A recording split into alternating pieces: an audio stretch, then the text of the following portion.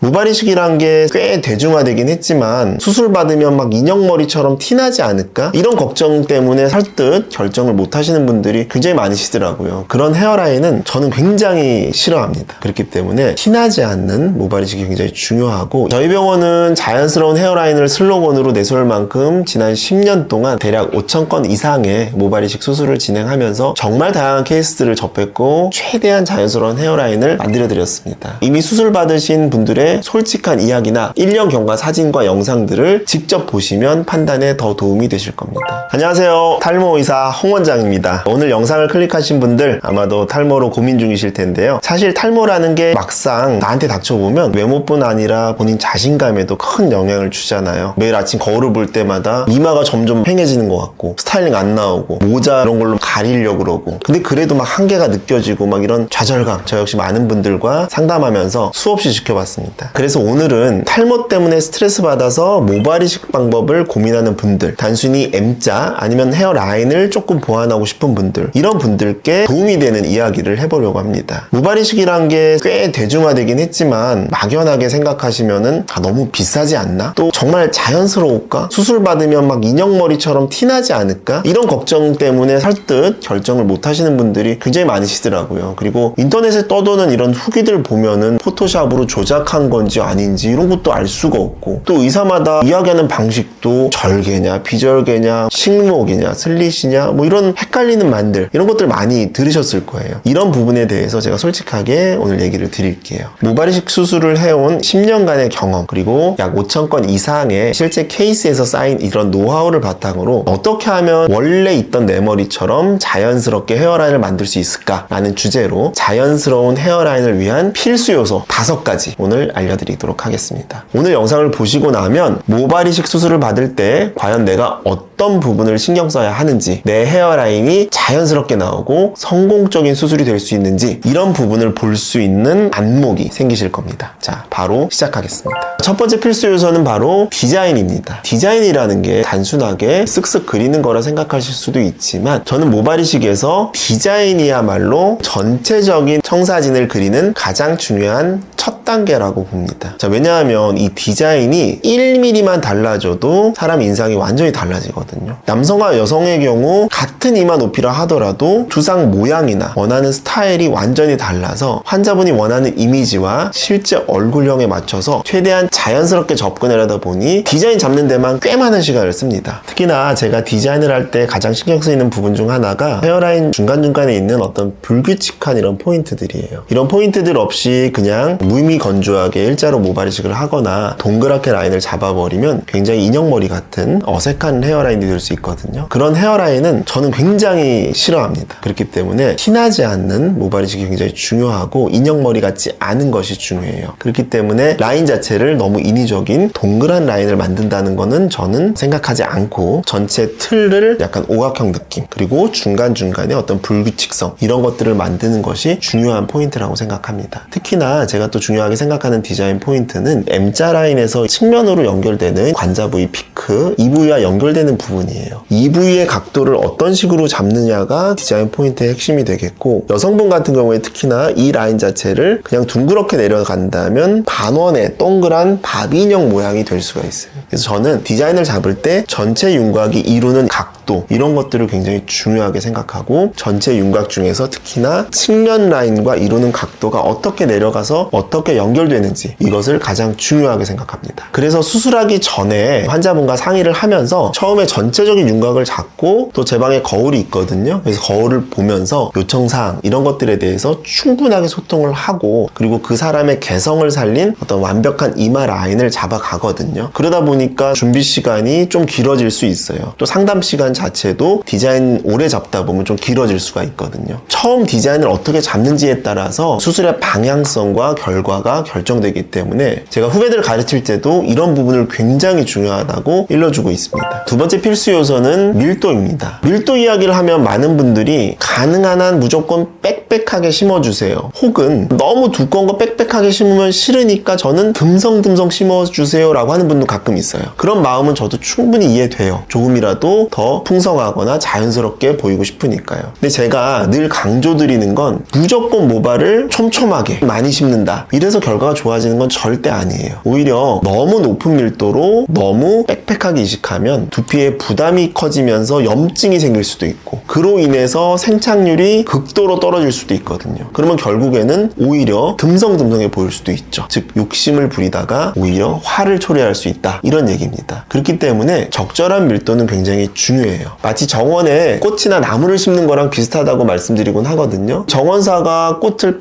빽빽하게 심어 놓으면 처음에는 이게 되게 풍성해 보이지만 시간이 지나갈수록 뿌리가 서로 부딪혀서 영양분을 제대로 못 받아들이고 경쟁하니까 오히려 제대로 자라지 못하고 시들어 버리잖아요. 이런 모발이식도 비슷해요. 너무 좁은 공간에 너무 빽빽하게 심으면 각 모낭이 두피 속에서 살아남지를 못해요. 또 심지어 주변 조직에 무리를 줘서 흉터가 남거나 피부 괴사, 이런 부작용으로 이어질 수가 있습니다. 그래서 무조건 빽빽하게 심는다고 다 좋은 게 아니라 오히려 눈으로 봤을 때 자연스럽고 나중에 빠짐없이 잘 자라날 수 있도록 최적의 밀도, 최적의 생착률을 찾는 게 가장 중요합니다. 결국 밀도, 생착률 이런 것의 목표는 최대한 많이 심는 게 아니라 내가 심은 게 다 살아날 수 있게 하는 것, 그것이 가장 중요합니다. 그래서 각 부위에 맞는 밀도를 잘 선택하고 어떤 이식 방향과 다른 요소들과 적절히 조합을 해주면 정말 티 안 나게 자연스러운 결과물을 얻을 수 있습니다. 이게 제가 수많은 케이스를 보면서 몸소 터득한 노하우고 저희 병원이 모발 이식을 할 때 늘 중점적으로 생각하는 부분입니다. 밀도에 대해서 하나 더 말씀드리면 적절 밀도가 얼만큼이냐 물어보시는 분들이 많으세요. 예전에는 제곱센치당 50모낭 단위, 60모낭 단위를 늘 수가 있어요. 이게 정상 밀도입니다. 근데 실제적으로 우리가 이식할 때는 정상 밀도의 한 70에서 80% 정도만 이식을 해도 충분히 미적으로 자연스럽고 생착률을 최대한 끌어올릴 수 있는 밀도라고 생각을 해요. 이 정도만 하셔도 충분히 아름다워질 수 있습니다. 세 번째 필수 요소는 모발의 굵기입니다. 모발이 굵으면 무조건 좋은 거 아니야 라고 생각하실 수 있지만 사실은 그렇지 않아요. 왜냐하면 모발이 너무 두꺼우면 자연스러운 맛이 좀 떨어질 수가 있거든요. 모낭을 채취해서 분리를 해보면 우리 모발은 아주 가는 솜털, 가는 모발, 또 중간 모발, 굵은 모발, 이렇게 크게 보면 4가지 정도로 나눠지거든요. 이렇게 한정되어 있는 모발 재료를 적절한 헤어라인에 배치해서 자연스럽게 만드는 것이 굉장히 중요합니다. 모발이 굵다는 건 그만큼 숱이 풍성해 보인다는 장점이 있지만, 예를 들어 이마 라인을 줄이는 수술을 했을 때 혹은 얼굴형에 비해서 심한 곱슬기가 있을 때 의도치 않게 답답한 느낌이 날 수도 있고, 특히나 여성분들 중에는 모발 이식 받고 가발처럼 보이는 분들도 계신데 그거는 굵은 모발로 앞쪽 라인을 디자인했기 때문에 그렇게 보이는 겁니다. 그래서 수술 전 상담 때 반드시 재료가 되는 후두부 모발의 굵기가 어느 정도인지, 그리고 원래 잔머리 느낌이 어떤 느낌인지를 같이 확인을 하시는 것이 굉장히 중요합니다. 왜냐하면 가느다란 모발들은 이식 뒤 자연스럽게 잔머리처럼 연출되기도 쉽고 라인을 어느 정도 낮춰도 주변 모발과 잘 어우러질 확률이 높지만, 굵고 거친 머리카락을 앞쪽 라인에 배치하면 전혀 없던 곳에서 갑자기 잔머리 없이 두꺼운 머리가 툭 튀어나오니까 굉장히 부자연스러운 결과가 나올 수가 있거든요. 그래서 헤어라인 첫 줄 아니면 한 2-3줄 정도 부분을 세심하게 잡아주는 게 굉장히 중요합니다. 그래서 저는 보통 한 3줄 정도를 단일모만 써요. 단일모 중에서도 가장 얇은 머리들을 배치합니다. 그 모발들을 앞쪽에 최대한 깔아줘야 약간 그라데이션 느낌처럼 잔머리 느낌이 될 수가 있어요. 위쪽으로 갈수록 2개짜리 모발들 다모낭을 섞어서 볼륨감을 주되 앞줄과 자연스럽게 이어지도록 이렇게 계획을 하고 있습니다. 이 과정에서 모낭들이 심을 때 서로 안쪽에서 부딪히지 않고 겹치지 않고 예쁘게 자리를 잡도록 각도, 간격 이런 부분을 굉장히 세심하게 조절해야 되고, 앞쪽은 조금 은은하게, 뒤쪽으로 가면서 살짝 더 고밀도로 이렇게 만들어줘야 시각적으로는 그라데이션처럼 돼서 더 만족스럽고 자연스러운 결과를 만들 수 있습니다. 네 번째 필수 요소는 방향하고 각도입니다. 방향하고 각도라는 건 사실 모발 이식을 처음 접하는 분들께는 조금 낯설게 들릴 수도 있는데요. 그냥 쭉 일자로 심는 거 아니야? 이렇게 생각하실 수도 있잖아요. 근데 이 부분을 대충 넘기면은 나중에 환자분이 머리 손질하거나 스타일링할 때 예상치 못한 불편함이 생길 수가 있습니다. 가령 눈으로 봤을 때 모낭이 전부 빽빽하게 제대로 심겨진 것 같은데 막상 시간이 지나서 머리카락이 이렇게 자라나는 방향들을 보면 어색한 라인이 될 수도 있거든요. 그래서 방향과 각도에서는 모발이식을 어느 방향으로 심고 어떤 각도로 심는지가 매우 중요한데요. 일단 먼저 가르마를 어디로 두느냐가 관건입니다. 요거는 이제 내가 스타일링하는 가르마라고 생각하신다면 우리가 심어줄 때는 원래 이 머리카락 뿌리가 나는 방향, 그 가르마에 맞춰서 이식하는 것이 굉장히 중요합니다. 그래서 내가 스타일링은 뭐 여기서 하더라도 평소 그 뿌리 방향이 왼쪽 가르마가 있다면 방향은 왼쪽에서 심어줘야 돼요. 그래서 우리가 원래 본인이 있던 가르마 이런 라인을 잘 맞춰서 이식을 해야만 나중에 머리가 길었을 때 이렇게 스타일링 내실 때 굉장히 자연스러운 연출을 하실 수 있습니다. 구렛나루나 측면 이런 라인에 모발 이식할 때도 각도가 굉장히 중요해요. 측면 부분 모발은 보통 이렇게 피부에 붙어서 자라잖아요. 그러니까 피부와 최대한 붙어있는 각도로 이식하는 것이 굉장히 중요하거든요. 그래서 이식할 때도 두피에 이렇게 밀착하듯이 낮은 각도로 모낭을 심어야 나중에 이제 구렛나루나 이런 측면이 이렇게 자라면 안 되잖아요. 그렇기 때문에 이렇게 붙어서 자랄 수 있도록 하는 것이 굉장히 중요합니다. 저는 구렛나루랑 측면 부위 심을 때는 최대한 이렇게 붙어서 이 각도를 굉장히 신경을 쓰고 이식을 하고 있습니다. 사실 그게 번거롭고 사실 자세도 굉장히 불편해요. 그렇지만 이런 부분까지 꼼꼼하게 챙겨야 나중에 환자분들께서 그냥 뭐 너무 자연스러워서 뭐 원래 내 머리카락 같아요. 특히나 미용실 같은 데서도 잘 몰라봐요. 이렇게 최고의 결과를 보여드릴 수가 있습니다. 자, 마지막 5번째 필수 요소는 밸런스입니다. 밸런스라는 말을 들으면은 뭔가 좀 추상적이라고 느끼실 수도 있지만 사실 모발 이식에서 밸런스를 잘 맞추는지 못 맞추는지에 따라 실력의 차이가 나는데요. 제가 여기서 말하는 밸런스란 단순히 앞머리, 뒷머리, 이마 라인과 정수위 조합 이런 같은 공간적인 균형을 뜻하는 것은 아니에요. 물론 그것도 중요하죠. 하지만 약간 더 깊게 들어가 보면 내 원래 모발이 갖고 있는 성격, 예를 들면 밀도나 굵기, 또 곱슬기, 컬 뭐 이런 것들, 이런 이식 모발들이 특징이 조화롭게 어우러져서 누가 봐도 원래 네 머리였는데 라고 믿을 수 있을 만큼 자연스럽게 만드는 것, 그것이 진정한 의미의 밸런스라고 보거든요. 그래서 수술 전에 상담에서 환자분의 전체 모발 상태를 쭉 살펴봅니다. 탈모 진행 상태가 어디까지인지, 뒤쪽에 남아있는 모발의 굵기, 밀도, 또 주변 모발의 색, 뭐 어떤 톤인지 이런 부분들을 다 고려해서 앞머리를 이 정도 라인으로 잡으면 뒤쪽과 정말 잘 이어질까, 이런 것들을 고민하는 거예요. 뒤쪽은 좀 부족한데 앞쪽 라인만 바짝 뭐 가져오거나, 나중에 각도나 빛에 따라서 앞쪽은 막 너무 진하고 뒤에 중간이나 이런 데는 비었지? 이런 느낌이 날 수가 있거든요. 이런 부분들은 다 밸런스가 깨진 거예요. 이런 문제들을 미리 예측하고 방지하고, 이런 부분들이 바로 밸런스 이식의 핵심이 되겠습니다. 게다가 또 중요한 부분은 탈모가 앞으로 더 진행될 수도 있다는 점도 반드시 고려하셔야 돼요. 지금 이마 라인이 가장 고민이라 하더라도 이후에 정수리나 가르마 부위가 더 비어 보일 가능성이 크다면 이런 부분들을 반드시 고려하셔야 됩니다. 그럼 다음번 수술이 필요할 수도 있는데 이번에 너무 막 라인을 내려서 앞쪽에만 집중해 버리면 나중에 수술할 때 옮겨 심을 수 있는 후두부 모발이 부족해지고 이런 상황이 올 수 있어요. 그런 분들은 반드시 추후에 탈모가 얼만큼 진행될지 이런 부분을 예측을 하고 라인을 잡으셔야 돼요. 이런 부분들도 밸런스 영역이겠죠. 결국 첫 수술할 때 밸런스를 좀 더 고려했어야 하는데 하면서 후회하지 마시고 처음부터 밸런스 이식 고려하시기 바랍니다. 자, 정리하자면 밸런스라는 거는 앞쪽 머리만 보는 것이 아니라 우리 전체 머리카락을 하나의 작품으로 보고 각각의 특성을 잘 살려서 조화롭게 배치하는 과정이라고 생각하시면 됩니다. 제가 수술 전에 상담 때마다 이마 라인만 보지 마시고 전체적인 머리 흐름을 봐야 합니다 라고 말씀드리는 이유도 바로 이거예요. 이걸 잘 해내면 정말 티 안 나는 자연스러운 결과가 나올 수밖에 없고, 또 반대로 이 밸런스에 대해서 소홀히 하면 아무리 디자인을 예쁘게 하고 밀도를 높게 하고